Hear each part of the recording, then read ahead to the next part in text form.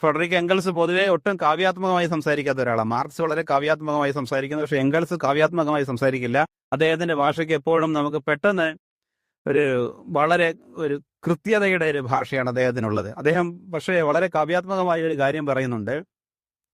പ്രകൃതിയുടെ മേൽ വിജയിക്കാമെന്ന് നമ്മൾ വിചാരിക്കുന്നു, പ്രകൃതിയെ നമ്മൾ തോൽപ്പിക്കുന്നു അല്ലെങ്കിൽ തോൽപ്പിച്ചു എന്ന് വിചാരിക്കുന്നു. പ്രകൃതിയെ തോൽപ്പിച്ചു എന്ന് നമ്മൾ വിചാരിക്കുമ്പോഴൊക്കെ പ്രകൃതി നമ്മളോട് പ്രതികാരം ചെയ്യാനിരിക്കുന്നു എന്ന് നമ്മൾ മനസ്സിലാക്കുന്നില്ല.